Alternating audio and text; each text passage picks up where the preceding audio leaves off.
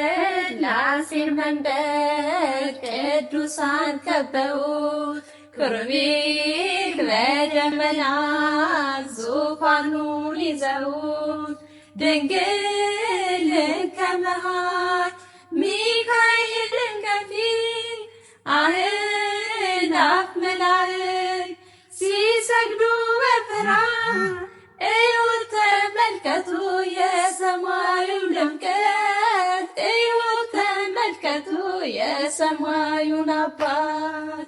በብዙ ጊዜ ከሚነሱ ጥያቄዎች የአስተሳሰብን ጉዳይም ጭምር ስላለው ሃይማኖትና እምነት ላይ ማንሳት ፈለኩኝ። አንዳንዱ ሃይማኖት ሲባል የድርጅት ስም ነው ወይም የተቋም ስም ነው ከማንሳት፣ ኦርቶዶክስም ሲባል የተቋም ስም እንጂ የእምነት ወይም ደግሞ የምናምንበት የምንሄድበት መንገድ እንዳይደለ ብሎ የሚያስቡ ሰዎች አሉ።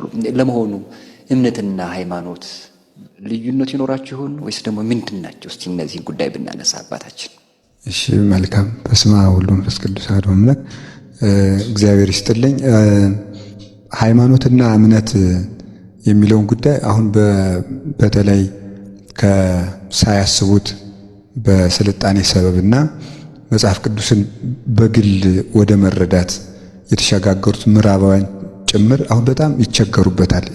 የምዕራቡ አብያተ ክርስቲያናት እስካሁን ድረስ በዚህ ጉዳይ ላይ ይጨቃጨቃሉ፣ መጨረሻም አላገኙለትም ማለት ነው። ከዚያ የቀዱትን ሰዎች ሃይማኖት እና እምነት እንዲህ ነው፣ እምነት እንዲህ ነው፣ ሃይማኖት እንዲህ ነው እያሉም ያነሳሉና እንደኛ ግን ቃላዊ ፍችም አለው ወይም ደግሞ ስነ መለኮታዊ ፍችም በቤተ ክርስቲያኑ ይተረጉምለታል ማለት ነው። በቃሉ ሃይማኖት ባልን ጊዜ ሃይመነ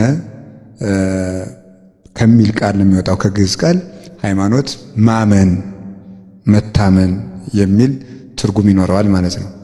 አምነ ሃይማኖት አምነ አመነ ነው። ከዚያ እምነት ከዚህ ይወጣል። እምነት የሚለው ከዚህ የሚወጣ ነው። በዚህ አካሄድ ሃይማኖት እምነትንም ጨምሮ የያዘ ነው። እምነትንም ጨምሮ የያዘ ነው። ሃይማኖት የሚለው አንደኛ ማመን ነው የሚሆነው፣ ሁለተኛ ደግሞ መታመን። ማመን ማንን የሚል ይወጣዋል። መታመን ለማን የምንታመነው የሚል ይወጣዋል። እነዚህ ሁለት መሰረታዊ ነገሮች የሚያጠቃልል ነው። ስለዚህ እዚህ ላይ የሃይማኖት አንዱ ትርጉሙ እምነት ነው ማለት ነው። የሃይማኖት አንዱ ትርጉሙ እምነት ይሆናል ማለት ነው። ይሄ ምን ማለት ነው? መጽሐፍ ቅዱስ ላይ ሃይማኖትን እምነት፣ እምነትን ሃይማኖት ብሎ የሚጠራበት ጊዜ አለ። ለምሳሌ ጌታችን መድኃኒታችን ኢየሱስ ክርስቶስ ሃይማኖትኪ አሕይወተኪ ማቴዎስ 15 ላይም እምነትሽ አድኖሻል፣ እምነትህ እንዲህ አድርጎልሃል፣ ሃይማኖትህ አሕይወተከ እምነትህ አድኖሃል እያለ ነበር የሚያድነው። ይሄ ሃይማኖት ግዕዙ ሃይማኖትኪ ሃይማኖትከ ሃይማኖትህ ሃይማኖትሽ ነው የሚለው በግዕዙ። ስለዚህ እምነትን ሃይማኖት ሲለው ማለት ነው። ተአምኖ ብሎ ደግሞ ይጠራዋል። እምነት ሲል ነው እዚህ ላይ።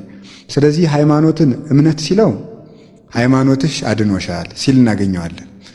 ከዛ ደግሞ ሃይማኖት ደግሞ በራሱ ሃይማኖት ተብሎ ሲጠራ ምን ተብሎ ይገኛል? ወአሐቲ ሃይማኖት አሐዱ እግዚአብሔር ወአሐቲ ሃይማኖት፣ አንድ ጌታ አንድ ሃይማኖት ወአሐቲ ጥምቀት ይላል ቅዱስ ጳውሎስ ማለት ነው። ስለዚህ አንድ ሃይማኖት ባለ ጊዜ አሁን ምን እያለን ማለት ነው? ሃይማኖት የምንለውን በራሱ ቅድም ማመን መታመን ብለን የተረጎምነውን ነገር እየነገረን ነው ማለት ነው። ስለዚህ እምነትን ሃይማኖት፣ ሃይማኖትን እምነት ብሎ መጥራት በመጽሐፍ ቅዱስ የታወቀ ነው። ግን ምን ማለት ነው? በአንድ ጊዜ ሃይማኖት የምንለው እግዚአብሔርን ራሱን፣ ሃይማኖት የምንለው ራሱን እግዚአብሔርን ነው። በመጽሐፍ ምእመን እግዚአብሔር የታመነ ነው፣ እግዚአብሔር ታማኝ ነው ተብሎ ቅዱስ ዳዊትም ተናግሮታል። ሌሎችም ነቢያት ሁሉ ጻድቅ እግዚአብሔር፣ ምእመን እግዚአብሔር እውነት ነው ብሎ እየተናገሩት ሁሉ ይህ ሃይማኖት ነው። አማኝ ሳይኖር ሃይማኖት አለ። እምነት ግን ይጎላል። እምነት ሊጎል ይችላል። አማኝ ሳይኖር ግን ሃይማኖት አለ። ምክንያቱም ሃይማኖት እግዚአብሔር ነው።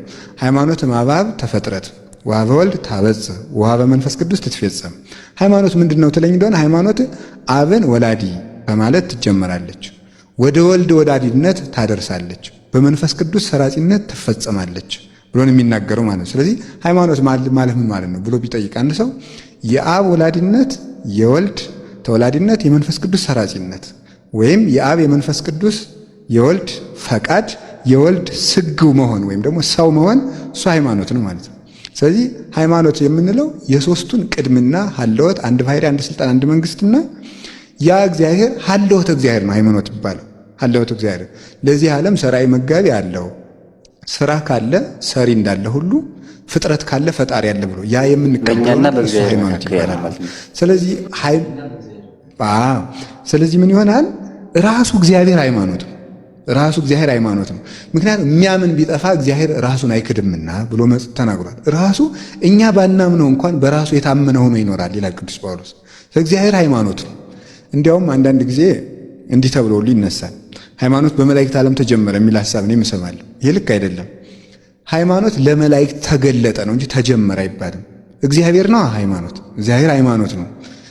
እንደውም በድርሰቱ በቅዱሳት መጻሕፍት እግዚአብሔር ታማኝ ነው፣ እግዚአብሔር ምእመን ነው ተብሎ ተነግሯል አልኩኝ። በድርሰቶቻችን ለምሳሌ መልካ ኢየሱስ ብለን በምናመሰግነው ድርሰት ላይ ለሕፅንከ ብለን ሰላም ለሕፅንከ ምርፋቀ በረከት ወሳይል ዘአስመከ ወጥቶ ለዘብዴዎስ ድንግል ኢየሱስ ክርስቶስ ሃይማኖቴ ወንጌል ብለን እንጠራዋለን። ክርስቶስ ሃይማኖት ተብሎ ነው የሚጠራው፣ ሃይማኖት ነው። ስለዚህ ሃይማኖት ተገለጠ እንጂ አልተጀመረም። ያ ታምኖ አማኝ ሳይኖር እግዚአብሔር ስቡህ ነው እንደምንለው አመስጋይ ሳይኖር እንቅድመ ይፍጠር መላእክት ለቅዳሴ ተጸራ ስብሐተ አብ ወወልድ ወመንፈስ ቅዱስ መላእክትን ለምስጋና ሳይፈጥር የአብ የወልድ መንፈስ ቅዱስ ምስጋና አልተጓደለም። እንዲሁ የሚያምን ሳይፈጠር እግዚአብሔር ታማኝ ሆኖ ነበረ። ከዚያ ደግሞ እግዚአብሔር ራሱን ለፍጥረት የገለጠበት ያ የመገለጥ መንገድ ደግሞ ሃይማኖት ተባለ ደግሞ ማለት ነው። ያ መገለጡ ደግሞ በራሱ ሃይማኖት ተባለ። ስለዚህ አንደኛው እግዚአብሔር ሃይማኖት ነው። ሁለተኛ ሃይማኖት የማይሻሻለው እግዚአብሔር ስለማይሻሻል ነው። ሃይማኖት የማይለወጠው እግዚአብሔር ስለማይለወጥ ነው። እግዚአብሔር ሕያው ስለሆነ ሃይማኖት ሕያው ነው። የሚያምን ሰው ሲገደል ሃይማኖት የማይገደለው ለዚህ ነው። ሌላ ጊዜ ቆይቶ አማኝ ጠፍቶ ሙቶ ካለቀ በኋላ የሆነ ሰው በፀሐይም በጨረቃ በከዋክብትም ተመራምሮ እግዚአብሔርን የሚያገኘው ሃይማኖት ያለና የነበረ ስለሚኖር ነው።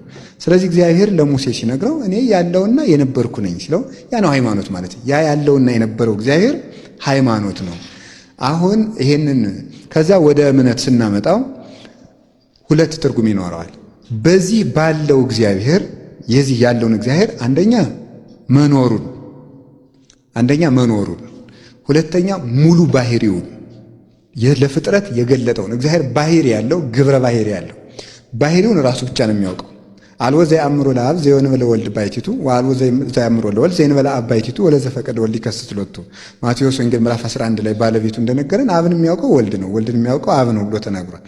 ባህሪውን አናውቅም፣ ግብረ ባህሪውን ግን እናውቃለን።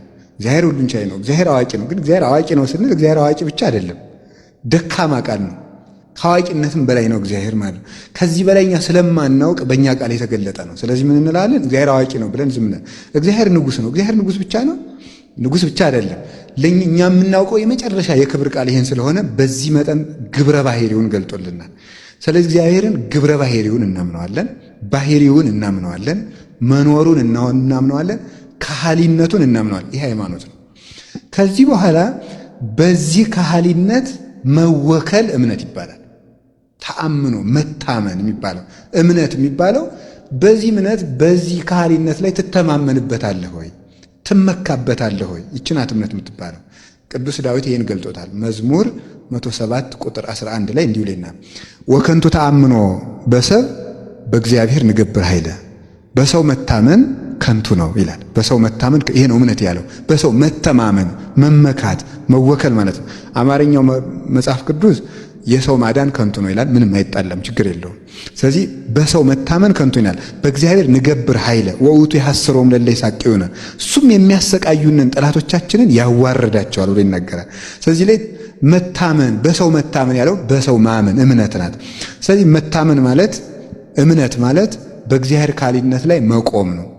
እግዚአብሔር መጋቢ መሆኑን መቀበል ሃይማኖት ይባላል። በመጋቢነቱ መተማመን እምነት ይባላል። በመጋቢነቱ ላይ መተማመን። ለዚህ ነው ጌታ ሐዋርያትን እናንተ እምነት የጎደላችሁ ያላቸው። እናንተ እምነት የጎደላችሁ ክርስቶስ ካህሊ መሆኑን ቅዱሳን ሐዋርያት ተምረዋል ብዙ ቀን። ከዚያ በኋላ አብረው ባህር ላይ ሲሆኑ ግን ፈሩ። እኔ ካህሊ መሆኔን ነግሬያችሁ አይታችኋል ብዙ ቀን፣ ከእሱ ጋር እያለን አንሰጥምም አትሉም ወይ ነው እናንተ ሕጹፃን ሃይማኖት ለምን ትናፈቅኑ? እናንተ እምነት የጎደላችሁ። አሁን ሃይማኖትን እምነት ብሎ ጠራው። ሐዋርያት የጎደላቸው ክርስቶስ የአብ ልጅ እንደሆነ ተምረዋል፣ ሰምተዋል። የጎደላቸው ምንድን ናት? እምነትን የጎደለቻቸው። እናንተ እምነት የጎደላችሁ አለ። በእኔ ካህሊነት ለምን የማታምኑት? ባሕርን የፈጠርኳት እንደሆነ ካመናችሁ ለፈጠራት እንደምትታዘዝ ለምን አታምኑ ብሎ እምነት የጎደላችሁ ያላቸው ይህች ናት። ስለዚህ ለምንድን ነው በይነምን ትስእና አውጽኦቱ አሉት። ጋኔን ያደረበት ሰው ከልጁ ላይ ያለ ከደቀ መዛሙርትህ አቅርቤው ማውጣት አልቻሉም፣ እባክህ አንተ ፈውስልኝ አለው። ከዚያ በኋላ ሐዋርያት ቀረብ ብሎ እኛ ለምንድን ነው ያላወጣ ነው? እናንተ እምነት የጎደላችሁ ከእናንተ ጋር የምኖረው እስከ መቼ ነው አላቸው። እምነት የጎደላችሁ የሚለው ሐዋርያት ሃይማኖትን ያውቃሉ፣ ክርስቶስ የአብ ባሕርይ ልጅ እንደሆነም ያውቃሉ። ችግር የጎደለ ምንድን ነው? በዚያ ተማምኖ ወደ ተግባር ማውረዱ ነው። አሁን ለምሳሌ እምነት ጎደለው ስንል አንድ ሰው እግዚአብሔር ዘንዶን እንደፈጠረ ችግር የለበትም፣ ያውቀዋል። ዘንዶ ሲመጣ እግዚአብሔር ዘንዶውን እንደሚዘጋለት ያ መታመን ያችናት እምነት የምትባለው ማለት በዚያች መወከሉ። አሁን ከሰው ላይ እምነት ጎደለ የሚባለው ይሄ ነው፣ በእግዚአብሔር መተማመን። እግዚአብሔርን እሳት እንደፈጠረ ማንም ሰው ችግር የለበትም ከማያምኑት ውጭ ማለት ነው። እሳት እንደፈጠረ ሁሉም ሰው ይቀበላል። እሳቱ ውስጥ ሲሆን ግን እግዚአብሔር እሳቱን ሊያጠፋልኛል ብሎ መቀበል ባይምሮ ይሄ ድክመት ነው የሚያጥረው ማለት ነው። እና ሃይማኖት ዕውቀት ብቻ ሆነ የሚባለው ከዚህ የተነሳ ነው። እና ሃይማኖት የምንለው አንደኛ እግዚአብሔር ነው፣ ሁለተኛ እግዚአብሔር ለሰው ልጆች ራሱን የገለጠበት መንገድ በብሉይ ኪዳን በልዩ ልዩ መንገድ ራሱ ሲገልጥ ቆይታል። ኋላ በሥጋ የተገለጠው መገለጥ ይሄ ሃይማኖት ይባላል። እምነት ደግሞ የምንለው በሱ መታመንን ነው። ሁለተኛ የመጨረሻው የምናገረው ምንድነው? ስለ ሃይማኖት ስለ እምነት ስለሱ መታመን ነው። ሃይማኖት ይረዳው ለምግባር ምግባር ይረዳው ለሃይማኖት ይላል። ለምሳሌ አሁን ይሄ ደጅ አለ ማለት ነው። በር ላይ አንድ ሰው ቆሟል። ይሄንን ደጅ እኔ ካልከፈትኩት ያ ሰውዬ በምንም ታምር ሊገባ አይችልም። እንዴት ሆኖ ይገባል? ሰው ስለሆነ ፍጡር ስለሆነ ፍጡርም ከበቃ ይገባል ተሰውሮ ግድ የለም። ግን እንዴት ብሎ ሊገባ ይችላል? ስለዚህ ሃይማኖት አለ። ሃይማኖቱ ደጅ ላይ አለ። ከዚያ በኋላ የሰው ልብ መክፈት ለዚያ ሃይማኖት የተገቡ ሆኖ መገኘት ምን ይባላል? እሱ መታመን ተብሎ ይጠራል። የተገቡ ሆኖ መገኘት። ይሄንን መድኃኔዓለም ምን ብሎ ገለጠው? በደጅ ቆሜ አንኳኳለሁ፣ የሚከፍትልኝ ካለ አብሬው እራት እበላለዋል። ደጅ ያለው ልብን ነው፣ ሌላ አይደለም። ከልባችሁ ደጅ ላይ ቆሜያለሁ። እሱም ብትከፍቱት እዋሃዳችሁና ከዚያ በኋላ ምንድነው? እኔ እናንተን የምግባር ፍሬ እመገባለሁ፣ እናንተ የኔን የበረከት ትመገባላችሁ ማለት ነው። ስለዚህ ያችን መክፈት እንዲያውም ሊቃውንቱ አንኳኩ ይከፈትላችኋል ብለው ተናግረው ያለውን ሲተረጉሙ ምንድነው የምናንኳኳው ይላሉ። አባ ጊዮርጊስ ሲሆን እመቤታችን ያንቺን ደጅ ነው ይላል። ያንቺን ደጅ ነው የማንኳኳው፣ ሕዋሳትሽን ደጅ አድርጌን የምማጸነው ብሎ ይናገር። ወይም በአንቺ ስም የታነጹ አብያተ ክርስቲያናት ነው ይላል። ሌሎቹ ሊቃውንት ደግሞ ምን ይላሉ? አይ ልባችን ነው አንኳኳ ያለ። ልባችን ካንኳኳ ነው እሱ ደግሞ የሰማዩን ደጅ ከፍተዋል። ልባችን ከዘጋ ነው ደግሞ እሱም የምሕረት ደጁን አይከፍትም ይላሉ። እና መታመን የሚባለው አንደኛ በካህሊነቱ፣ ሁለተኛ ደግሞ ለዚያ ለካህሊው እግዚአብሔር ታምኖ መገኘት ማለት ነው። እንዲያውም በዚህ በክርክሩ ዘመን የቅባትና የጸጋ ክርክር በተደረገበት ዘመን አባቶቻችን ሊቃውንት እንዲህ ብለው ነበረ። የመናፍቁን ከረቱ በኋላ የንጉሥ ገንዘብ በመዝገብ ይቀመጣል አይቀመጥም? ይቀመጣል። ያንን ጠባቂ ታምኖ ይጠብቃል። አዎ ቢያጎል ምን ይደረጋል? አይ ይቀጣል። እንግዲያውስ ሥላሴ ገንዘባቸው ሃይማኖትን በመጻሕፍት መዝገብ አስቀምጠዋል። አንተ አጉድለህ ተገኝተሃልና ትቀጣልኛለህ አሉት። አልታመንክም፣ የንጉሥን ገንዘብ አጉድለሃል። በመጻሕፍት ለተቀመጠው ለሕጉ ለትእዛዙ ለዚያ እግዚአብሔር ታምኖ ፈርቶ መገኘት እሱ ምን ይባላል? ሃይማኖት። አንድ ቤተክርስቲያን አባት እንዲህ ብሎ ተናግሯል። በዚህ ሊጨርሰው እንዲህ ያለ እግዚአብሔርን ማመን ማለት እግዚአብሔርን ማየት ነው ይላል። እግዚአብሔርን ማመን ማለት እግዚአብሔርን ማየት ነው። እግዚአብሔርን ማየት ማለት ደግሞ እግዚአብሔርን መፍራት ማለት ነው። እግዚአብሔርን መፍራት ማለት ደግሞ ራስን መግዛት ማለት ነው። ራስን መግዛት ማለት ደግሞ መታገስ ማለት ነው። መታገስ ማለት ተስፋ ማለት ነው። ተስፋ ማለት ማሸነፍ፣ ፍቅር ማለት ማሸነፍ ማለት ነው። ምን ማለት ነው ይሄ? እግዚአብሔርን ማመን ማለት እግዚአብሔርን ማየት ማለት ነው። ይኸው ሃይማኖት ሲሆን ማለት ነው። እግዚአብሔርን ማመን ማለት ማየት እንዴት ነው የሚሆነው? ለምሳሌ አሁን አንድ ሰው ኃጢአት የሚሰራው እግዚአብሔርን ስለማያምን ነው ማለት እንችላለን። ምን ማለት ነው? አይ እግዚአብሔር አንድም ሶስትም ነው የሚለው ሃይማኖት አይደለም። የጎደለው ምንድን ነው? እግዚአብሔር ፊት ለፊቱ እያየው እንደሆነ ይሄ የእምነት ችግር ነው ማለት ነው። ያንን ይረሳዋል፣ ሃይማኖቱን ረሳው ማለት ነው። እዚህ ላይ አሁን የሆነ ሰው እዚህ ላይ ቁጭ አድርጎ የሚሰርቅ ሰው የለም። እግዚአብሔርን ፊት ለፊቱ እንዳለ ያች እምነት ጎለዋለች ማለት ነው። የምታምነው ከሆነ ታየዋለህ፣ ሁልጊዜ መከራም ውስጥ ያየዋል፣ ደስታውም። ስለዚህ ደስታውም ያለቅጥ መከራውም ያለቅጥ እንዳይሆን እግዚአብሔርን የሚያይ ሰው እምነት አለው ይባላልና መዋቅርና ሃይማኖት ነጥለው የሚታዩ ናቸው። ይሄ ከዚህ ውስጥ አንዳንድ ህዋስ ይታያል እንጂ ሃይማኖት እግዚአብሔርና እግዚአብሔር ለሰው ልጅ ያደረገው መገለጥ ነው። እምነት ደግሞ ለሱ መታመንና በሱ መታመን ናቸው።